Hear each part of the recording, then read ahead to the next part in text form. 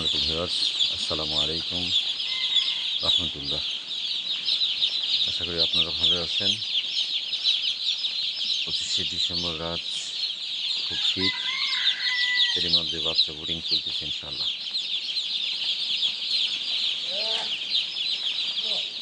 তো 1800 বাচ্চা নিয়েছি। রাতে ভোর 4টার সময় রিসিভ করেছি বাচ্চা। তো এইমাত্র বোর্ডিংয়ে নেমে দিলাম সবগুলোকে। আর কয়েকটা কার্টুন বাকি, চেষ্টা করতেছি একা একা নামানোর জন্য।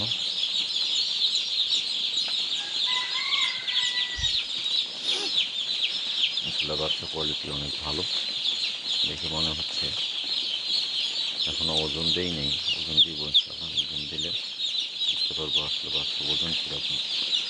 তবে মনে হচ্ছে 40 আপ, 40-এর নিচে হবে না, 40 গ্রামের নিচে হবে না, 40 গ্রামের উপরেই হবে ইনশাআল্লাহ।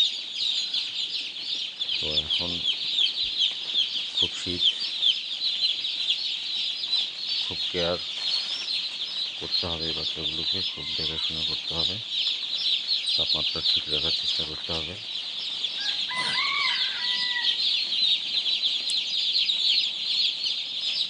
তো এই যে দেখুন, এইমাত্র ছাড়লাম ইনশাআল্লাহ। কিছু কার্টুন বাকি আছে, আর কয়েকটা কার্টুন বাকি আছে, এগুলা ছাড়বো। তাহলে বাচ্চা অনেক কোয়ালিটি ভালো আছে,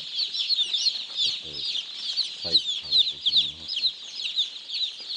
কয়েক কার্টুন আছে অনলি, এগুলো ধীরে দিয়ে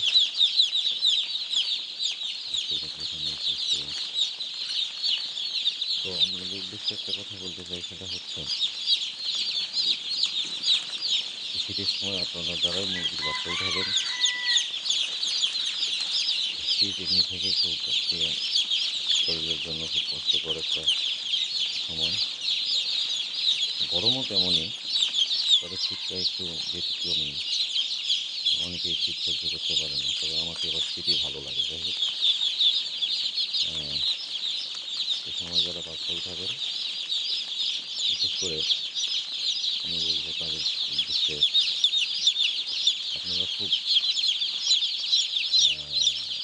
এই শীতের সময়টাতে অন্তত শীতের 2-1টা চালান আমাদের পড়ে যায় খামারে, এটা খুব পরিশ্রম করবেন, পরিচর্যা করবেন। পরিশ্রম ছাড়া আল্লাহ কোনোদিন রিজিক বৃদ্ধি করবে না। পরিশ্রমের মাধ্যমে আল্লাহ রিজিক বৃদ্ধি করবে। সঙ্গে সঙ্গে কাজে বাদে দাসত্ব স্বীকার করতে হবে। তো যাই হোক, আল্লাহ রহমতে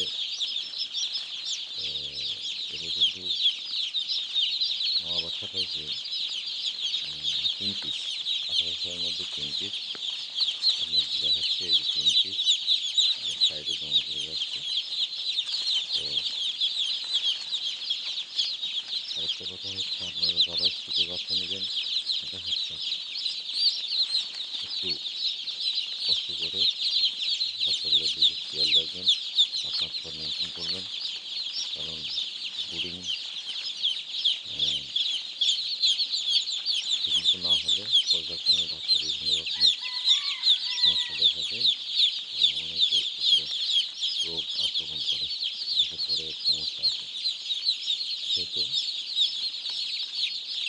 প্রথমেই যেটা পাওয়া যায় যে ব্রুডিং নিউমোনিয়া।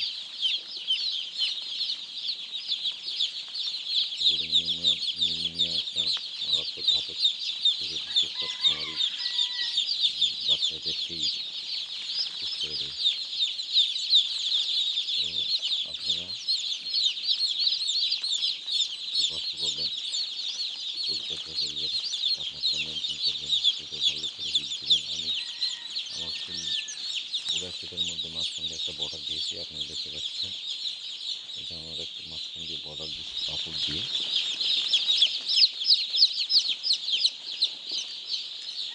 কাপড় দিয়ে একটা বর্ডার করছি, ওইদিকে অর্ধেক, ওইদিকে অর্ধেক, যাতে করে আমার তাপমাত্রাটা আমি মেনটেন করতে পারি।